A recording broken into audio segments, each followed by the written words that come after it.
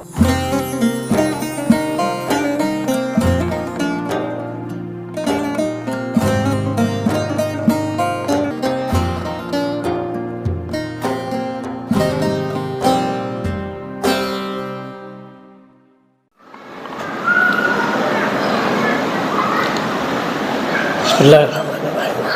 Assalamualaikum warahmatullahi wabarakatuh. Alhamdulillahi rabbil alamin, wassalatu wassalamu ala rasulillah sayyidina Muhammadin wa ala alihi wa sahbihi ajma'in, amma ba'du. Alhamdulillah, kita bersyukur pada Allah subhanahu wa ta'ala.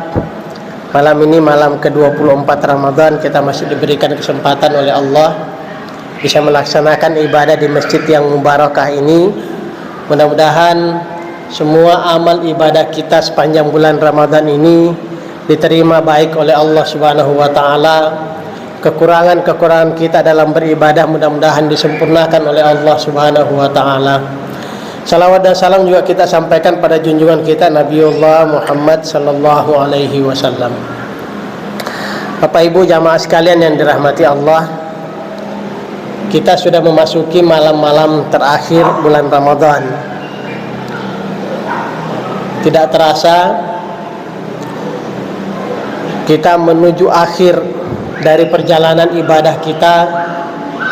Satu harapan kita Bapak Ibu sekalian, mudah-mudahan apa yang Allah sampaikan dalam Al-Quran tentang orang yang melaksanakan ibadah puasa, la'allakum tattaqun, mudah-mudahan mencapai kualitas muttaqin, menjadi orang yang bertakwa di ujung Ramadan.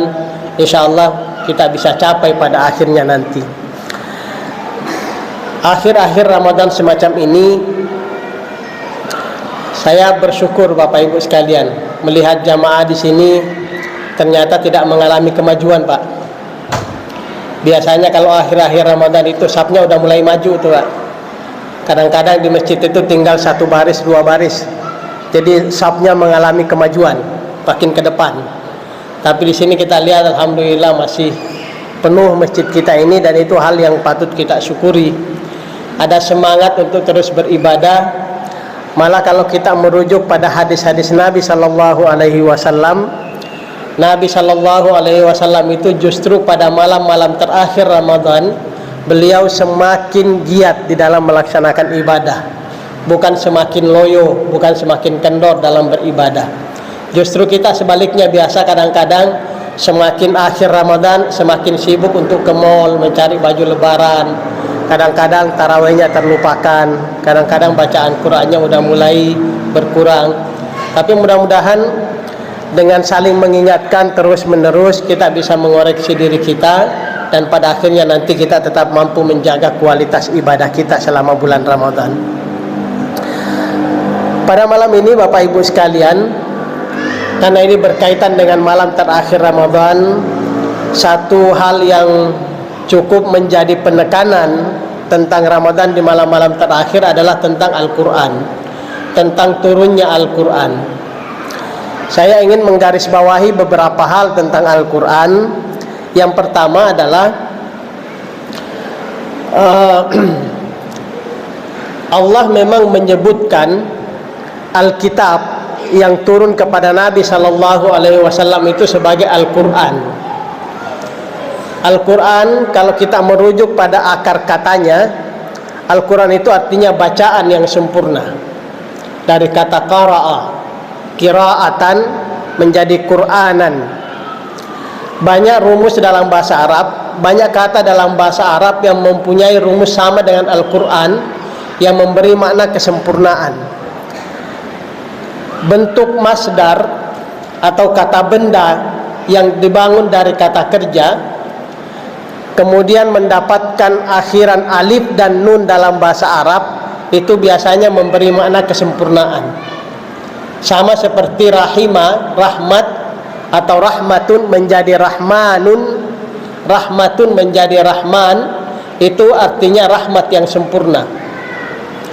Sama juga dengan ridha, keridhaan, menjadi ridwanun, artinya keridhaan yang sempurna. Maka itu kata ridwan itu hanya dialamatkan kepada Allah Subhanahu wa taala. Sementara kata ridha itu bisa dialamatkan kepada manusia, juga bisa dialamatkan kepada Allah Subhanahu wa taala. Tapi ketika dia bentuknya ridwanun, itu hanya ditujukan kepada Allah, karena hanya Allah yang memiliki keridhaan yang sempurna. Sama juga dengan Rahman, hanya Allah yang memiliki rahmat yang sempurna. Maka Al-Quran ketika dia berbunyi Qur'anan atau Qur'anun, dia artinya bacaan yang sempurna. Maka itu Bapak Ibu sekalian, saya kira tradisi baik kita yang perlu tetap kita jaga, perlu kita pertahankan adalah sepanjang bulan Ramadan kita berusaha membaca Al-Quran sebanyak-banyaknya. Nabi Shallallahu Alaihi Wasallam menyampaikan di dalam hadisnya bahwa siapa yang membaca Al-Quran pada bulan Ramadan, maka setiap huruf yang dia baca dia mendapatkan 10 pahala. Lalu Nabi menambahkan, wala aqulu alif lam mim harfun. Saya tidak mengatakan alif lam mim itu adalah satu huruf. Lakinna alif harfun wal lamu harfun wal mimu harfun. Alif itu satu huruf, lam itu satu huruf, mim itu satu huruf. Jadi membaca alif lam mim saja itu sudah 3 huruf. Dikali 10, 30 pahala dari Allah Subhanahu wa taala. Jadi Bapak Ibu kalau lagi di jalan, hafalan Qur'annya enggak ada Pak, cukup baca alif lam mim saja. Alif lam mim, alif lam mim, alif lam mim berulang-ulang, itu sudah membaca 3 huruf berulang-ulang dalam Al-Qur'an. Gitu. Pada posisi ini kita memang mengakui bahwa Al-Qur'an sebagai Qur'anan atau kitab yang diturunkan kepada Nabi Sallallahu Alaihi Wasallam dalam fungsinya sebagai Qur'anan, bacaan yang sempurna. Para ulama kita memberikan definisi bahwa Quran itu adalah bacaan yang kalau dibaca saja kita pasti mendapatkan pahala dari Allah Subhanahu wa taala. Tetapi Bapak Ibu sekalian, ada satu hal yang perlu kita tambahkan dalam pemahaman kita tentang Al-Qur'an. Al-Qur'an bukan hanya Qur'anun. Al-Quran bukan hanya bacaan yang sempurna. Al-Quran tidak cukup hanya sekedar dibaca. Ada fungsi lain dari Al-Quran, dan itu lebih penting daripada sekedar menjadi bacaan yang sempurna. Dan Allah tegaskan berulang-ulang di dalam Al-Quran. Misalnya di dalam surah Al-Baqarah ayat 2, Dzalikal kitabu, itulah Alkitab, yakni Al-Quran, la raiba fihi, tidak ada keraguan di dalamnya, hudan lil muttaqin, fungsinya adalah hudan. Dalam surah Ali Imran ayat 3 juga disebutkan demikian, nazzala alaikal kitaba bil haqqi musaddiqan lima baina yadayhi wa anzalat taurata wal injil min qablu hudan linnas wa anzalal furqan. Itulah Alkitab yang Allah turunkan sesudah datanya Taurat dan Injil, fungsinya sebagai hudan bagi umat manusia. Dalam surah Luqman juga bisa kita temukan hudan wa rahmatan lil muhsinin. Al-Quran itu berfungsi sebagai hudan dan juga sebagai rahmat bagi orang-orang muhsin. Nah, pada poin ini Bapak Ibu sekalian, Al-Quran itu tidak cukup menjadi bacaan saja buat kita, tapi kita perlu menjadikan Al-Quran sebagai hidayah. Kita perlu menjadikan Al-Quran sebagai petunjuk, sebagai hudan. Persoalannya Bapak Ibu sekalian, kita ini adalah masyarakat yang berbahasa Indonesia. Bahkan mungkin banyak masyarakat kita di Indonesia yang tidak bisa berbahasa Indonesia. Hanya bisa berbahasa Jawa, hanya bisa berbahasa Bugis, hanya bisa berbahasa Mandat, berbahasa Sumatera, berbahasa Melayu dan segala macam. Tidak faham tentang bahasa Arab. Maka ketika membaca Al-Quran dan tidak faham apa yang dia baca, pada saat itu Al-Quran hanya berfungsi sebagai Qur'anun, sebagai bacaan yang sempurna, tapi belum menjadi hudan, menjadi petunjuk. Kenapa tidak bisa menjadi petunjuk? Karena kita tidak tahu apa yang diucapkan oleh Al-Quran. Al-Quran baru menjadi petunjuk, baru menjadi hidayah, baru menjadi hudan kalau kita mengerti dan paham apa yang disampaikan oleh Al-Quran. Coba bayangkan Bapak Ibu sekalian, ketika Al-Quran berkata misalnya Yas'alunaka 'anil mahid qul huwa adzan fa'tazilun nisaa fil mahid. Kita baca ayat itu berulang-ulang tapi kita enggak paham apa maknanya. Kita enggak tahu apa yang disampaikan oleh Al-Qur'an. Bahkan mungkin bapak-bapak merasa ayat yang saya baca tadi, ayat ini untuk saya nih mungkin. Padahal ayat itu untuk kaum perempuan.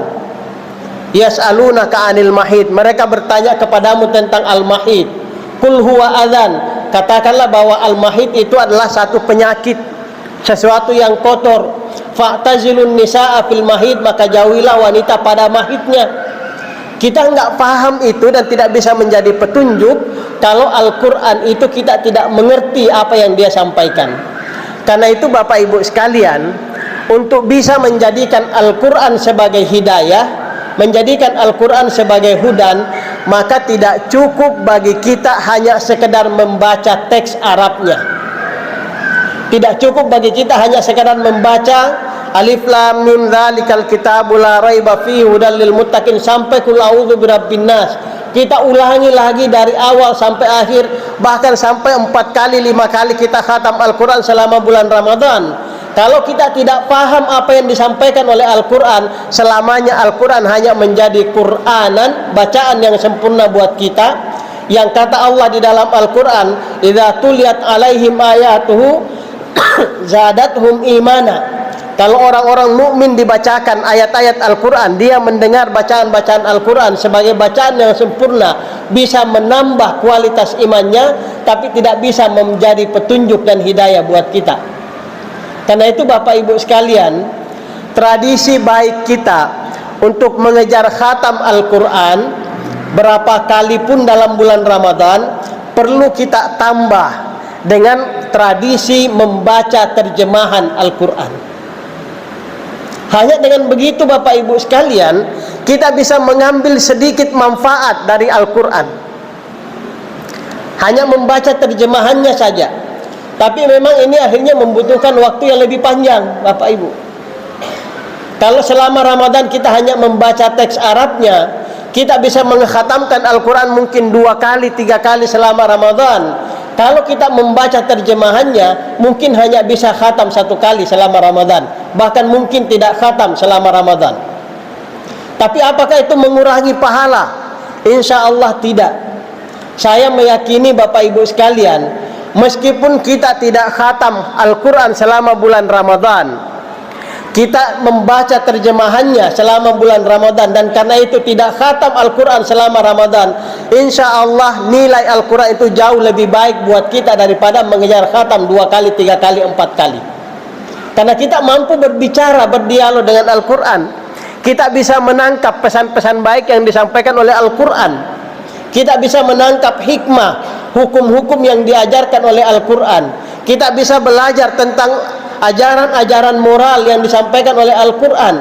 Kita bisa belajar tentang cerita-cerita masa lalu yang disampaikan Al-Quran. Kita bisa belajar tentang bagaimana Al-Quran mengajarkan akidah ketuhanan kepada kita, kalau kita membaca terjemahannya. Bahkan kalau boleh kita baca tafsir Al-Quran, itu waktunya lebih panjang lagi Pak.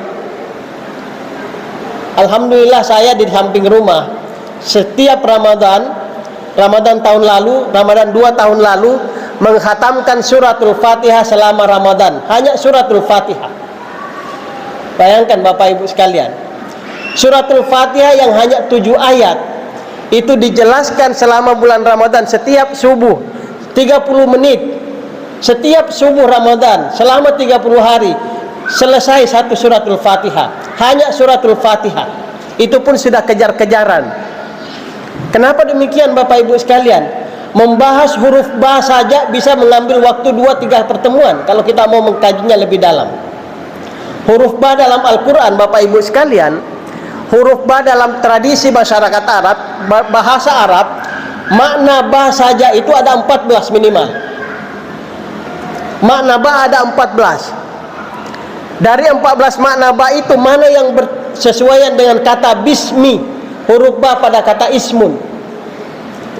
Menjelaskan huruf ba saja bisa mengambil waktu.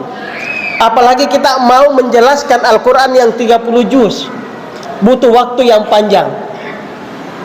Profesor Quraisyah, Bapak Ibu sekalian, program tafsir Al-Misbah yang beliau ampuh, yang beliau asuh selama Ramadan di Metro TV, 10 tahun lebih baru tamat untuk membahas satu Al-Quran. Itu pun tidak ayat per ayat, tapi tema per tema dalam setiap juz. Satu Ramadan hanya menyelesaikan satu juz. 10 tahun baru selesai. Alhamdulillah saya mendampingi beliau selama 10 tahun untuk menyelesaikan taping tafsir Al-Misbah itu. Apa yang ingin kita sampaikan Bapak Ibu sekalian, Al-Quran ini adalah pedoman, manual guide kita untuk menjalani hidup dunia dan akhirat. Di dalam Al-Quran itu, di dalam ayat-ayat Al-Quran ini Bapak Ibu sekalian, ada ajaran-ajaran tentang bagaimana kita membangun hubungan dengan Allah Subhanahu wa Ta'ala. Ada ajaran-ajaran tentang bagaimana kita menghayati kehadiran para Rasulullah. Ada ajaran tentang bagaimana kita mempelajari kitab-kitab yang Allah turunkan. Ada ajaran tentang moral, tentang etika. Etika terhadap orang lain, etika terhadap orang yang lebih dewasa, etika terhadap orang yang lebih muda, etika terhadap orang tua, etika terhadap guru, etika terhadap tetangga, etika terhadap teman sekerja. Semuanya ada di sini. Tinggal kita mau mempelajari atau tidak. Ada ajaran fikihnya, ada ajaran syariatnya yang mengajarkan kita tentang bagaimana seharusnya mengeluarkan zakat. Zakat itu harusnya diberikan kepada siapa, bagaimana cara mengeluarkannya, bagaimana kalau terjadi perselisihan tentang utang piutang. Semuanya dibahas dalam Al-Quran. Itu kita bisa tangkap maknanya kalau kita mengetahui apa yang Al-Quran sampaikan pada kita.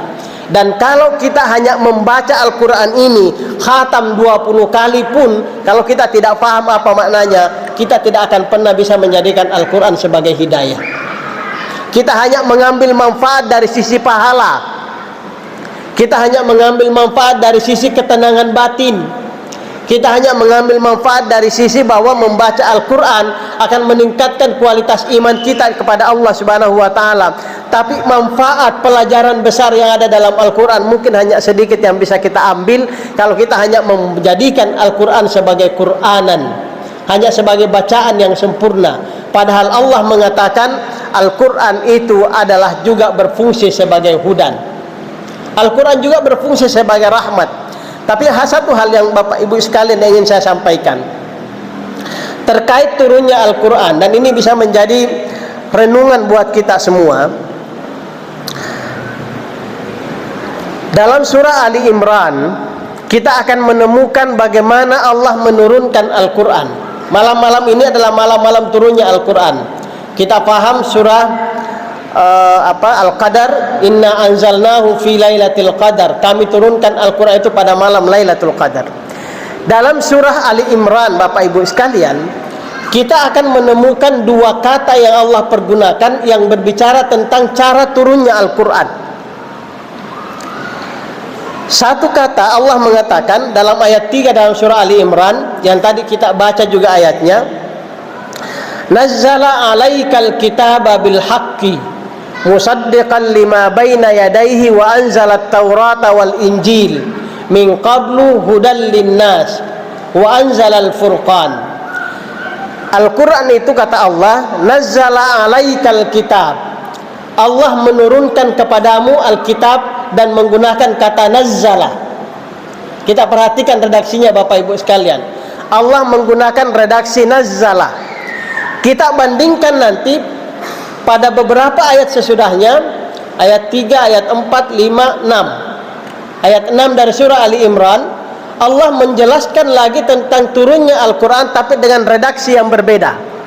Allah mengatakan, huwallazi anzala alaikal kitaba. Yang di atas Allah mengatakan nazzala alaikal kitaba bil haqqi, menggunakan kata nazzala. Yang di bawah Allah mengatakan huwallazi anzala alaikal kitaba. Dialah Allah yang menurunkan kepadamu Alkitab.